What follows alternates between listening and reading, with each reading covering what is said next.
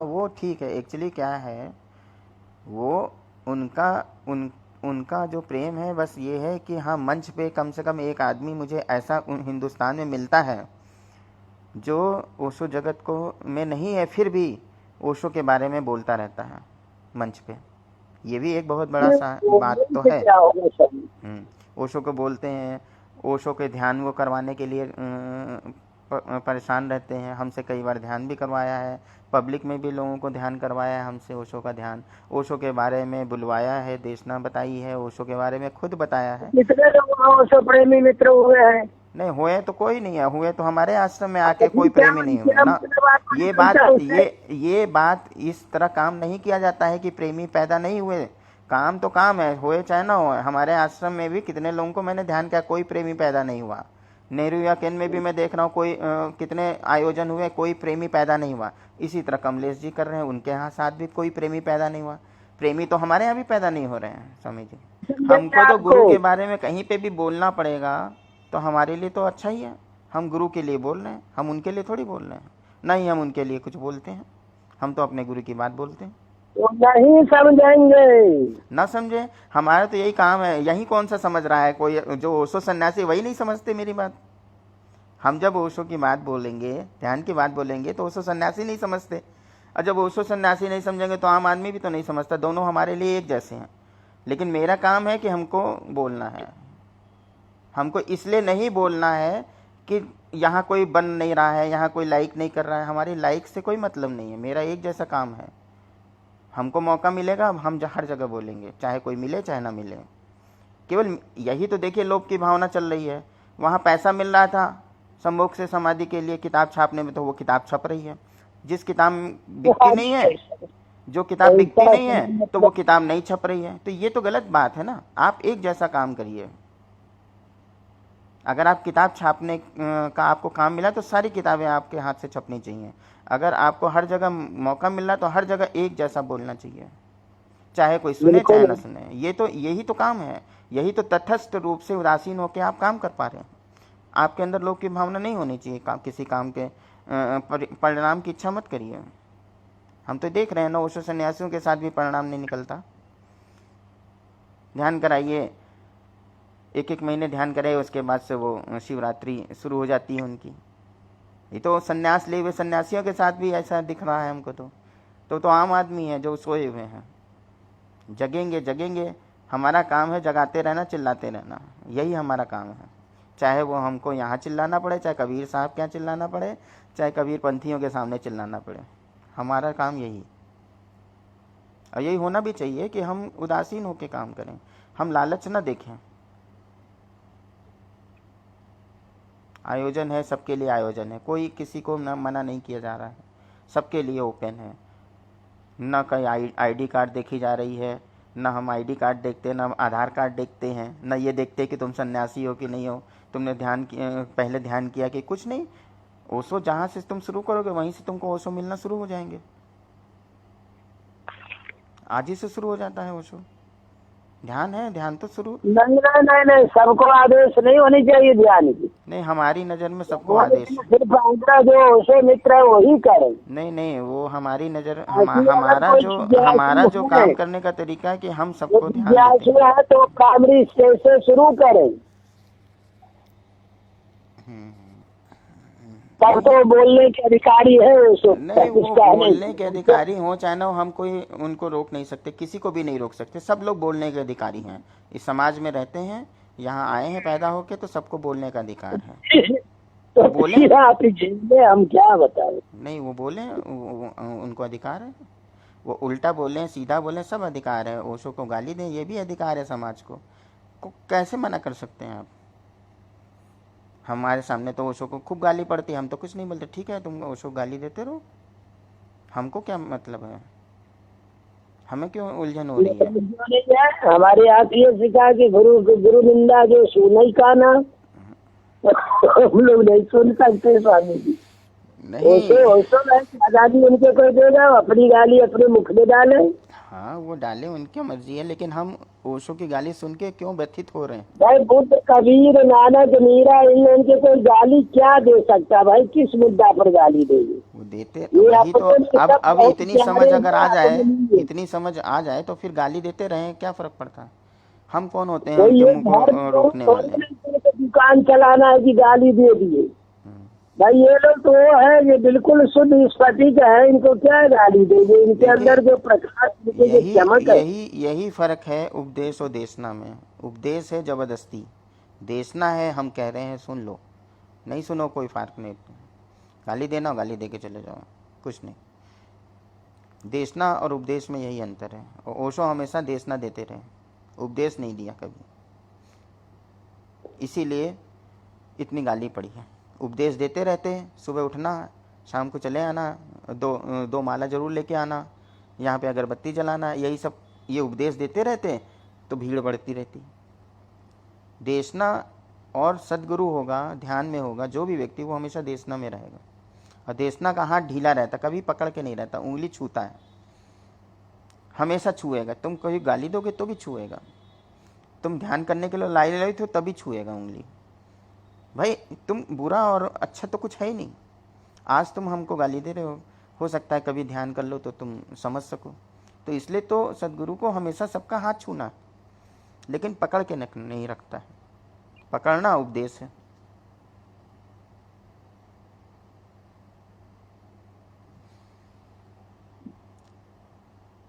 ओशो के सामने लोग ऐसे उल्टा सीधा बोल के जाते थे, ओशो कभी नहीं, मुस्कुराते रहते थे। और मुस्कुराएगा ही ये सदगुरु, क्योंकि वो जानता है ये सब अज्ञानी है, कभी गुस्सा नहीं कर सकता। वो तो सामर्थ्यवान थे। तो गुस्सा कहाँ? देखिए अब ओशो के साथ लोग नहीं, हमको नहीं करना है तो ठीक है, नहीं करो। हम तो बोल रहे हैं, सबको बोल रहे हैं, सबको एक जैसा बोलेंगे। और एक जैसा ही बोलेगा, करुणा है अगर, तो कैसे कम और ज़्यादा कर सकता है?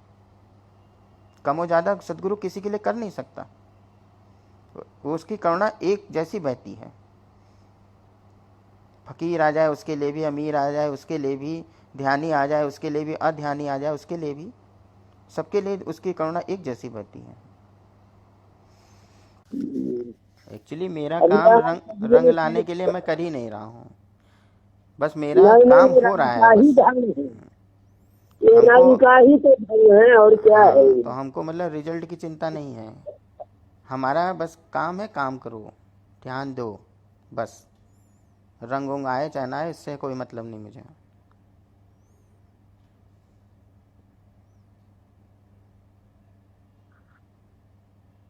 क्योंकि जब हम चाहेंगे ऐसा होगा तो फिर हम जरूर लोभ की भावना में रहेंगे। नहीं, हमें लोग कौन की क्या घुसी है, कौन आप किससे कौन चार्ज ले रहे और हैं? ये दर्द रहता है, ये करुणा रहती कि हाँ सबको ध्यान मिले, आए हैं तो उनका समय ना बर्बाद हो। 1 घंटा बड़ी मुश्किल से मेरे सामने बैठे तो उनको कुछ ना कुछ ध्यान की अनुभूति हो जाए, ये मेरी पूरा प्रयास रहता है। तो ये कहा ध्यान करा करिए ना, कई मित्रों का कहना है कि कई ध्यान हाँ, करा तो देते लगा। जो जिनको कहना है वो हमारे लिए कहते हैं। जब कैंप में जाते हैं पूरे दिन भर के लिए, वहाँ मुंह नहीं खुलता है उनका।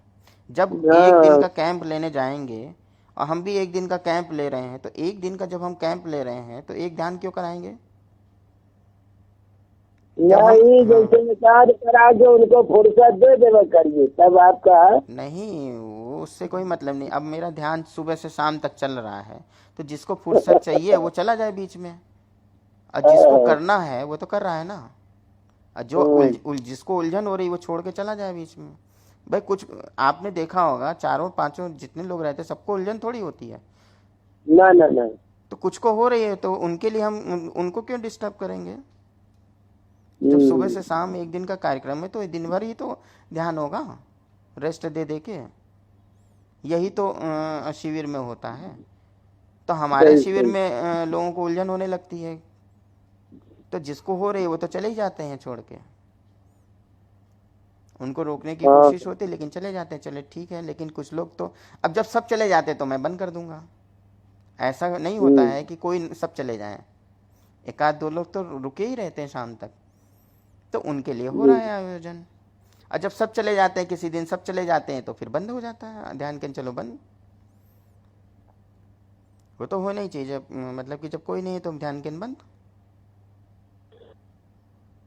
अब 10 लोग आए हैं, 2 लोग ध्यान करना चाहते हैं, 8 लोग नहीं करना चाहते, तो आप 8 लोग चले जाइए। उन 2 लोगों को क्यों डिस्टर्ब कर रहे हैं? और मेरे यहाँ देखा है हमने कि 1-2 लोग जरूर रहता है जो शाम तक ध्यान करना चाहता है, उसके चेहरे से पता चलता है, उसके बातों से पता चलता है, वो बोर नहीं होता है। लेकिन वो डिस्टर्ब हो जाता है कि यार यार इतने 10 लोग हमारे साथ ध्यान कर रहे थे, सब धीरे धीरे छोड़ के जा रहे हैं, तो वो डिस्टर्ब होने लगता है कभी कभी। ये हम सन्यासियों को भी इसका एक औपचारिकता निभानी चाहिए। कुछ नए लोग बैठे हैं, उनको हम डिस्टर्ब कर रहे हैं, नहीं आते सही था, नए लोगों को हम डिस्टर्ब कर रहे हैं अपने अपने अहंकार में। अरे हो गया 1 घंटा, चले, कोई नया व्यक्ति आया उसको आप डिस्टर्बेंस दे रहे हैं। ग्रुप है, समूह चल रहा है, आप डिस्टर्ब कर रहे हैं समूह को। लय बनी हुई है, उसको तोड़ रहे हैं।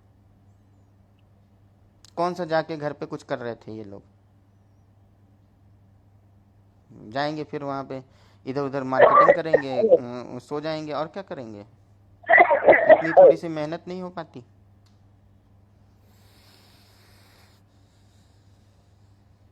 और जितनी पहली पंक्ति वाले आए हैं, पुराने लोग आए हैं, तो वो तो कभी ध्यान करते ही नहीं हैं। वो तो कहते हैं हम तो मौन में बैठे, कुछ बताओ, नाद ब्रह्म करवा रहे, वो मौन में बैठे हैं। कुंडली नहीं करवाए, वो मौन में बैठे, कह रहे हम तो मौन में बैठते हैं स्वामी जी, अब मैं केवल मौन में बैठा। हमने कहा बैठो भैया मौन में।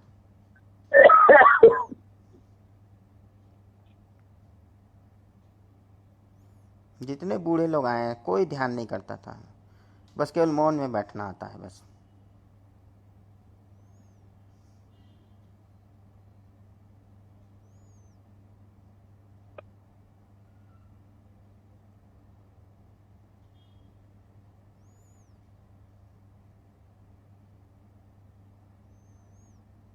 बताइए, सामूहिक जब नाद ब्रह्म हो रहा है, अब पुराने लोग, बूढ़े लोग कहेंगे नहीं हम तो कर चुके हैं, अब हम मौन में बैठेंगे तुम लोगों के साथ, तो ये कौन सा वो है अकड़पन?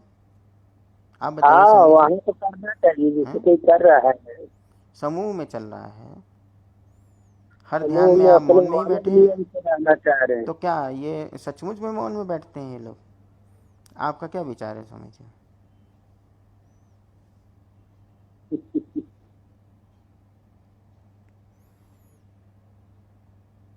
अरे विडम्बना है इन्होंने की, क्या कहा जाए। ये लोग सही होते तो आज 200 जगत 200 जगत को सीखे। तकलीफ होता है अरे कि कोई प्रफुल्लता नहीं होनी चाहिए। आप ग्रुप में आए हैं, प्रफुल्ल होइए, चेहरे से प्रफुल्ल रहिए, शरीर से प्रफुल्लता हाँ रहिए, हाँ और मिक्स क्या। होइए, लगे ना कि आप आदमी हो, यहाँ आपकी उपस्थिति ना दिखाई दे, ऐसे हो जाना चाहिए। 10 लोग हैं, 10 लोग अपनी उपस्थिति पेश ना करें, ऐसा लगे कि कमरा खाली है, वो समूह होता है। तब जो लय दी जा रही है उस लय में सब बहेंगे। कहीं ना कहीं कोई अपना खड़ा हो जाता है, वहीं वहीं बाधा होती है। हमको तो जब लगेगा कमरा खाली है, लोग खड़े हैं, लोग ध्यान कर रहे हैं, लेकिन कमरा खाली है, तो उस दिन बहुत सुंदर बात हो जाती है। जी जी। क्योंकि आप कहीं भी थोड़े से भी अहंकार और संस्कार में रहेंगे, आप कमरे में खड़े रह जाएंगे, उपस्थिति आपकी दिखाई दे जाएगी। अनुपस्थित होना चाहिए, आपका बिहेवियर ऐसा हो, अनुपस्थित है हम यहाँ पे, जी जी। मतलब किसके लिए? और लोगों के लिए, कोई डिस्टरबेंस नहीं। उपस्थित तो हूँ, लेकिन सबके लिए, और लोगों के लिए अनुपस्थित हूँ। बस इस जो धारा चल रही है उसमें उपस्थित हूँ, और किसी चीज़ में उपस्थित नहीं।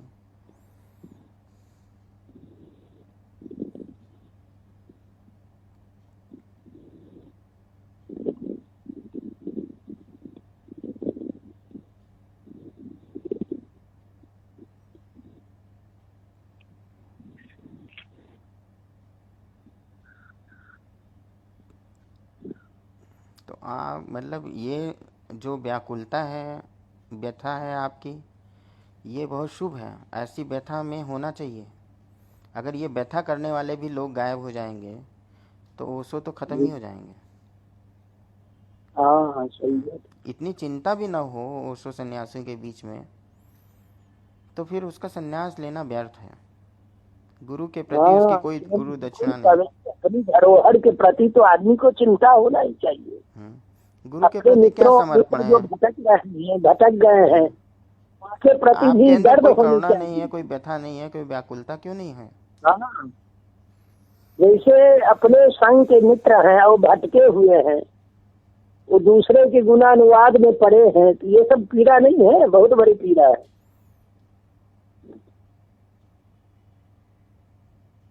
लेकिन इस पीड़ा को समझे तब न कोई।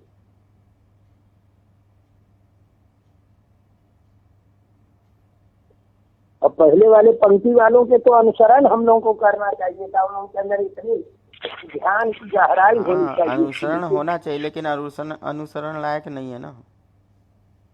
हाँ, अनुसरण लायक नहीं है, ये सही बात है। दारू ध्यान भी चलता रहता है लोगों का, दारू ध्यान मिलके, दारू सजगता से हम दारू पिएंगे, ये भी एक ध्यान है। सजग होके गिलास उठाएंगे, सजग होके इसमें पानी डालेंगे, सजग होके फिर सजगता गायब हो जाती है, नशे में आ जाते तो इतनी सजगता भी हो कि नशा ना आने पाए, तब तो ध्यान हो गया वो आपका।